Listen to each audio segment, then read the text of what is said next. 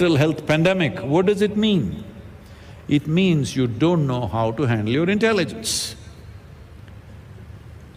I'll ask you one more question, yes, no, silence, I'm going to bless you. Would you like your intelligence to be sharp or blunt? Sharp? Oh. So once you have a sharp instrument, you must know how to hold it. If you are little la la la la la, intestines will come out. Hello? If we give you a very, the Nepali crooked knife, if you don't have a steady hand, if you do this, either your intestine will come out or somebody else's will come out. Because once you hold a sharp instrument, your hand must be very conscious and steady. So if you ask for a sharp intellect, then you must be very conscious and stable, otherwise you will simply cut yourself every day. You will call this stress. You will call this anxiety. You will call this tension. You will call this misery, call whatever the hell you want. Essentially, you don't know how to handle your intelligence, that's all it is. If we remove half your brain, you will be peaceful. Hello? Lot of young people are trying because they don't know how to handle their intelligence, they are trying to subdue it, they want to keep their brain soaked in alcohol or smoke it out. Hello? I know I'm in Kathmandu. So, you must decide whether a really sharp intellect is good for you or blunt it with something and then you don't feel anything. Even if you do this, it doesn't cut you. If this was a sharp knife, it would open up. So, if you wish to have a very sharp intellect, the important thing is how you hold it, how stable are you, how conscious are you. This will determine whether this intelligence will work for your benefit or it'll torture you every day. Right now, this is the condition of the human societies. Their intelligence is torturing them on a daily basis. They've got names and names. I was in conversation with some top psychiatrists from UK, and they told me there are 72 varieties of mental ailments. I thought there may be half a dozen or maybe 10, but 72 varieties. I said, what are they? They started telling me so many things. One thing stuck in my head, compulsive nose-picking is one of the… Hello? To a point they will bleed. Even if they're bleeding, they cannot stop it, they keep on nose-picking. Anybody? Some of you wearing red clothes because you don't want to be seen.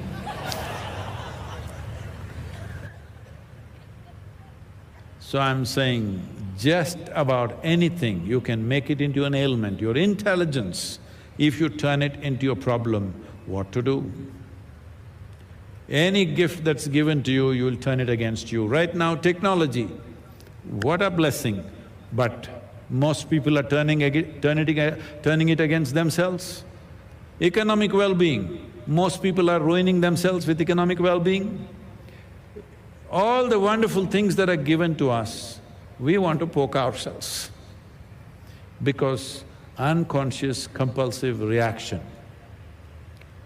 I want you to understand this whole movement, including the Bhairabi. This may be little difficult for you to understand, you must explore a little more in a short duration. I won't be able to do this. This is a movement from religion to responsibility.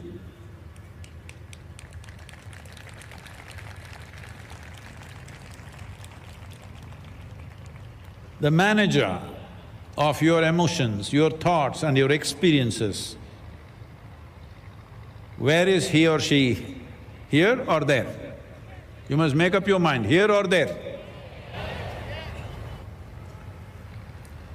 If you know it's here, you will see how to gain access. If it is there, you have excuses and explanations as to why you're miserable. You can come up with any number of explanation, but misery is misery. Hello? Explanations are not going to be a balm for your misery. It will only deepen the misery because now you have found reasons as to why you suffer. So spiritual process is beyond bodily identification because body is something that you gathered. What you gather can be yours, can never be you. Hello? Hello? Oh. There are so many ways people are trying to find peace. I was in New York City, we were releasing a book, it's a large crowd. Then I asked them a simple question. How many of you in New York City can spend an evening peacefully without even a glass of wine? I'm using a glass of wine as the minimal dosage. There are many others, you know. They say maybe 3 to 5%. So 95% cannot sit one evening without a glass of wine. If they don't have that, they can't be peaceful. Then next week I'm in London, a group of prominent people, then I asked them the same question, how many of you can sit peacefully through an evening without a glass of wine?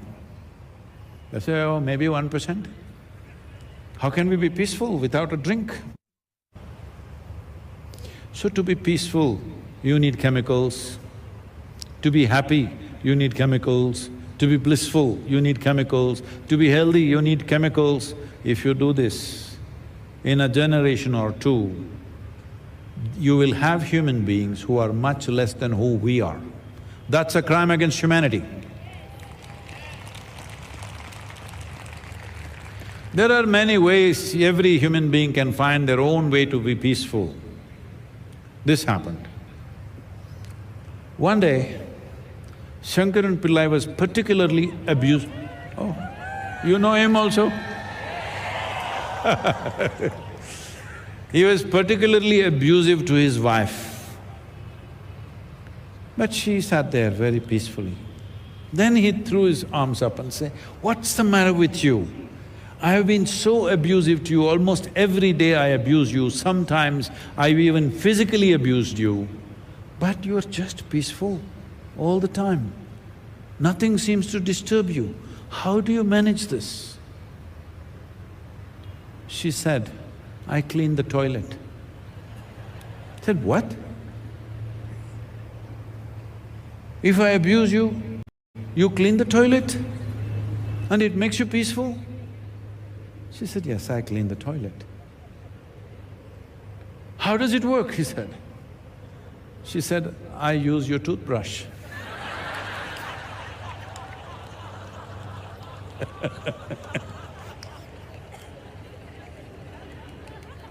Ladies,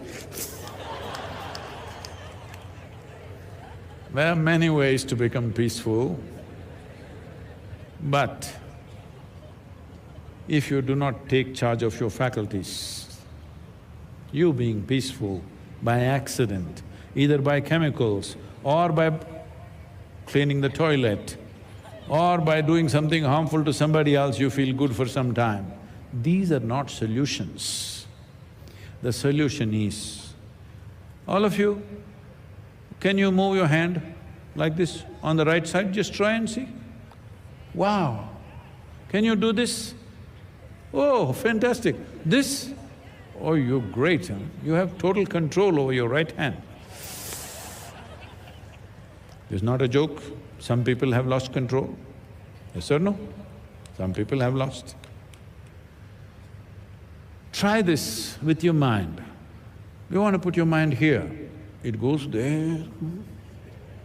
You want to put it there, it goes somewhere. You want to put it there, it goes all over. With this kind of nonsense, what are you trying to do? If you, let's say, get into your car or a motorcycle, actually there is a bicycle which is created like this, you must try it. You're driving, you want to go like this. If you do this, your vehicle goes this way. Terrifying or no? Hello?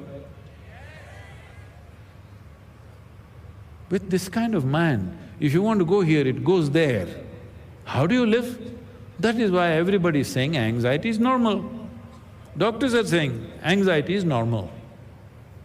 Anxiety is not normal. If you lose control, anxiety, fear, terror, everything is normal. But you are a human being. Am I saying something wrong about you? You're supposed to know how to be. If you know how to be, you already made your choice. If you know how to be, you would choose to be blissful. Yes? But no matter what is happening, everybody is finding some reason to be miserable. This happened. A couple. It was their 40th wedding anniversary. Anybody, any takers? No. 40th wedding anniversary. So they decided, that day they wanted to celebrate. So they decided they will do exactly the same things that they did 40 years ago. They went to the same church. Then on that day, they went to dinner to a particular restaurant. They went to the same restaurant, ordered the same food, ordered the same wine. Then after that, they went to the movies on that day, they went to the same theater, the movie was different, but same theater. Then they had booked up in the same hotel where they had stayed after their wedding. So they were driving. Then the lady said, "John, what's the matter with you? Why are you grumpy and driving like this? On that day, how passionate you were. All the way to the hotel, we were kissing each other." "Oh, okay, let's do it." And he started kissing her and they went off the bridge and landed down and they landed in heaven.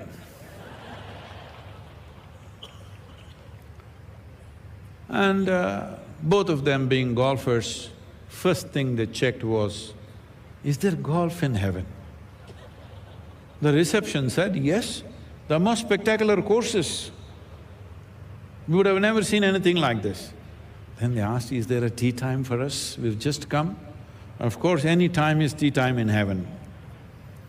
So they went and they were given… he was given a golden golf kit, she was given diamond-studded thing, and he hit the ball, went straight, splitting the fairway very far. Then she went to her red tee and she teed off. She also went straight and long. Both of them were walking towards their ball. Suddenly the husband became little depressed. You know it happens to husbands, hello? She looked at him and said, "John, what is the problem? We are on the most spectacular golf course, you had a great shot, I had a great shot, what's your problem now?" He said, "If it was not for your stupid health food, we could have been here long time ago." No matter what, hello? All of us, every one of us, are we not materially, I'm saying, you may have many complaints, but still, materially, are we not living way better than our grandparents? Hello? Every one of us. And what is the complaint? The complaint is not about what you don't have around you. The complaint is what should be throbbing within you is not happening. Take Bhairabi into your heart and let it blossom within you.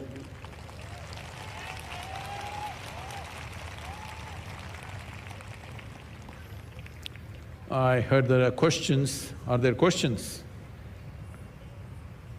You have a question, please.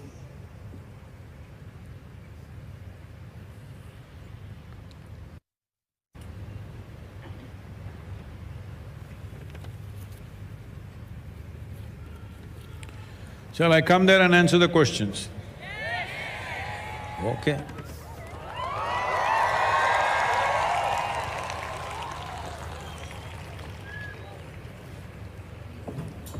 Namaskaram. My name is Melly. I'm from Indonesia. I wanted to ask you, what is the relationship between the feminine and art, creativity and decoration, Sadhguru? Creativity and? Art and decoration. Decoration, okay. Thank you very much, Sadhguru. Well, are you asking this question because you think women like to be decorated? No, actually, women are not looking for decoration. Feminine is not about decoration. Feminine is about aesthetic. Is this okay?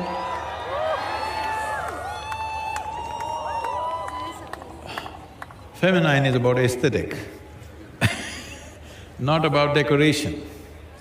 It's just that in societies, over a period of time, our sense of aesthetic may get culturally influenced and end up as decoration. Aesthetic means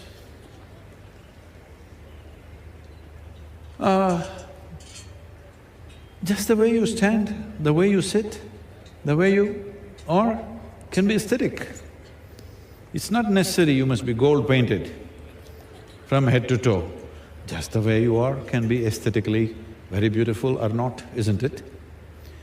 So feminine and aesthetic is very, very connected because, as I said earlier, masculine is about survival.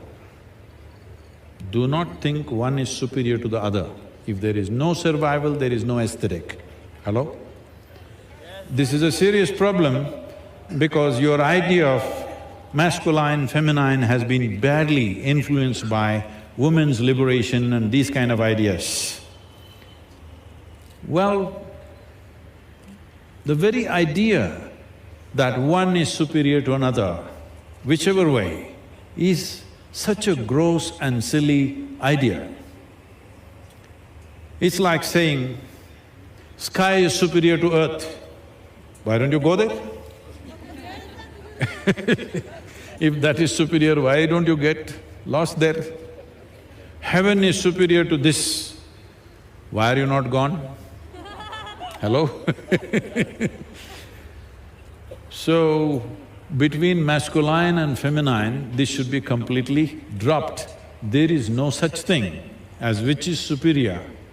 These are two fundamental ingredients of life, this makes us. And survival, very, very important, because without that, what is there? Nothing is there. But just with that, what is there, again you feel like there is nothing. So, these are two… this is the beauty and intelligence of creation, two different qualities packed in two different ways. And life will not happen without both these aspects being there, both these aspects being alive within us. Hey, look at the moon. Moon is feminine. Moon is feminine. Yesterday she was round, today she's little woman, you know, every day. Sun is masculine, every day perfect round he is. But tell me, is there more poetry and music about sun or moon? Without the sun, moon cannot reflect anything, it's only a reflection. But still, because every day it freaks you, you don't know what shape moon is. Yesterday it was round, little, today it's little less, another day it'll disappear, another day it'll come back. Very feminine.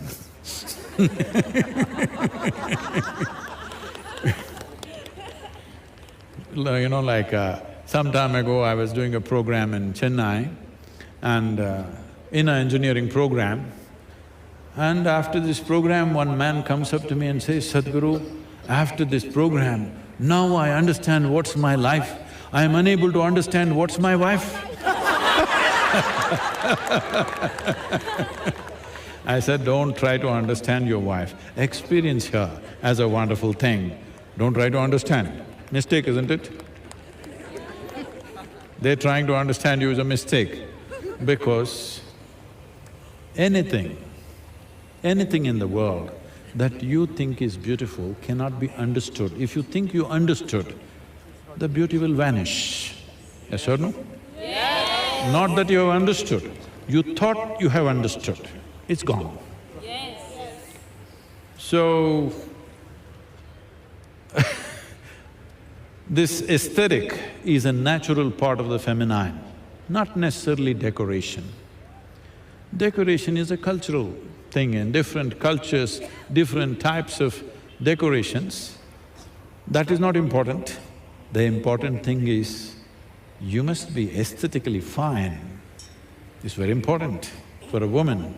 And if feminine is not aesthetic, then what will the masculine do? Survival, do more, conquer more, then what? Don't know, because do not misunderstand feminine, masculine as always as man, woman or male, female. It is manifest in every ways. That's why we're saying we see moon as feminine. Oh, is it a female? No, it's feminine. And you cannot argue with me on that because the cycles of the moon and the cycles of womanhood are together 28 days. And it's only because of the cycles you and me are here. If our mothers did not go with the moon, we wouldn't be born. So, moon is the aesthetic. It has no other particular value like sun. Without sun there is no energy on the planet. Moon is aesthetic, but without that we wouldn't be born.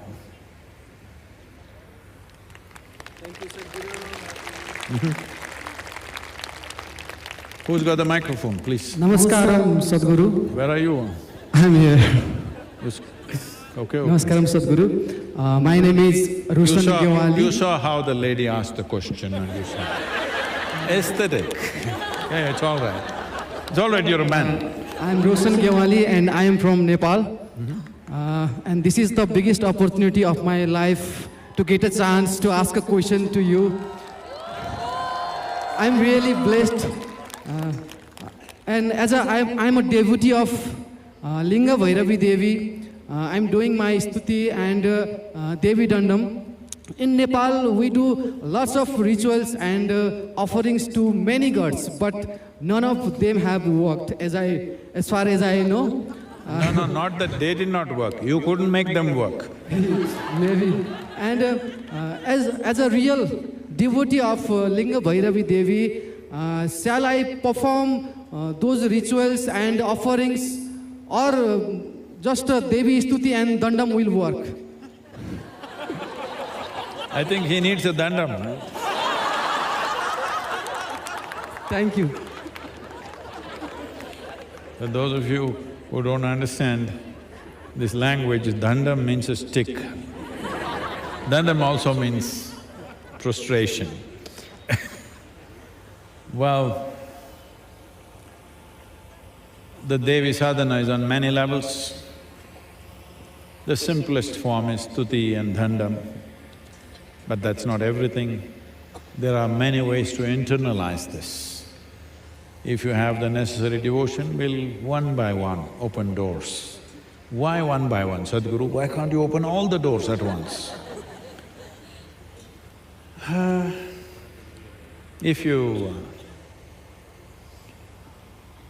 Even when you were a child, initially your mother breastfed you, then maybe some cow's milk, then maybe some solid food, then now we don't know what you're eating. First day only, her favorite food, if she had put it in your mouth, probably you would be dead. So similarly, we will open this thing not because of anything else, it must benefit. If even the best thing in the universe, if it comes to you when you're not ready, it doesn't work. The greatest thing in the world, if it comes to you before you are ready for it, it can only hurt you. So we can open the doors.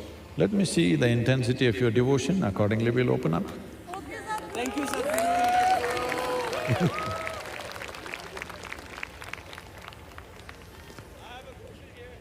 Please take the microphone. Yeah. Namaskaram, Sadhguru. So, I'm here. Where are you? So, I'm in front of you.